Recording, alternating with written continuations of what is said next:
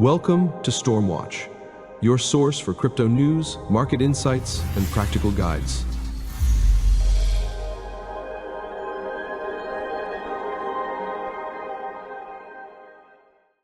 Why do Americans feel so poor in today's world? In an era of record stock market highs and low unemployment rates, many Americans report feeling financially strained, as if their paychecks are vanishing into thin air. This sentiment is amplified by the evolution of household economics. In the 1960s and 1970s, roughly 30–40% of married couples were dual income earners, allowing single income families to comfortably afford homes, cars, and family life on one salary. Today, that figure has doubled to around 60–66%.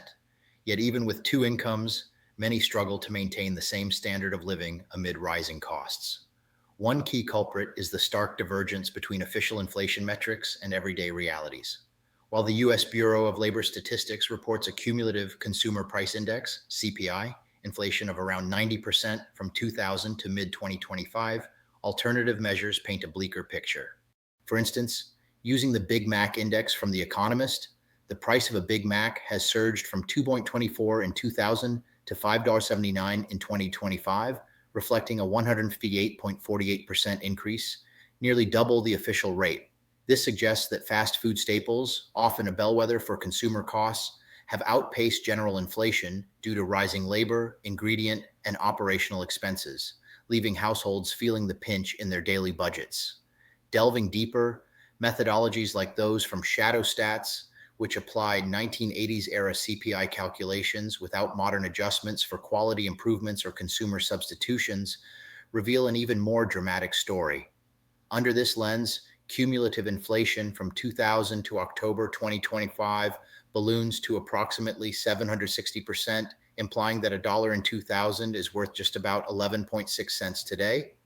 With an average annual rate of around 9%, this contrasts sharply with the official CPI's modest 2.6% yearly average, highlighting how underreported inflation in areas like housing, healthcare, and education erodes purchasing power.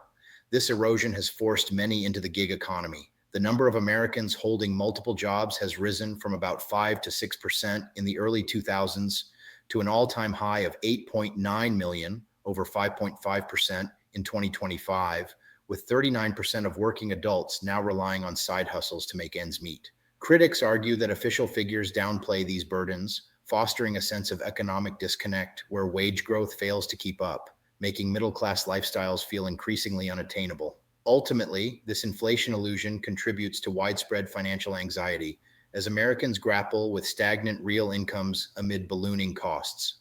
While the Big Mac's 3.64% annual price hike might seem niche, it underscores broader trends where essentials inflate faster than reported.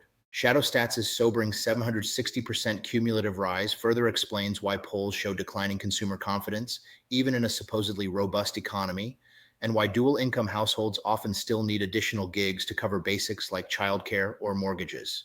Addressing this requires transparent policy reforms, but until then, the feeling of poverty persists not from absolute lack, but from the relentless erosion of what money can buy.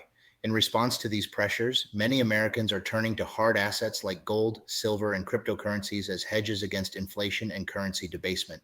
Gold has surged to over $4,000 per ounce in 2025, marking it as the year's top-performing major asset amid global turmoil and rising debt, while silver has rallied 63% to above $41, appealing to investors seeking tangible stores of value. Cryptocurrencies, particularly XRP, are increasingly viewed as a digital store of value, with surges driven by its utility in cross-border payments and potential for high returns despite volatility. Acquiring these through physical bullion, ETFs, or crypto exchanges provides a way to preserve wealth when fiat currencies weaken, though experts advise diversification and caution due to market risks and regulatory changes.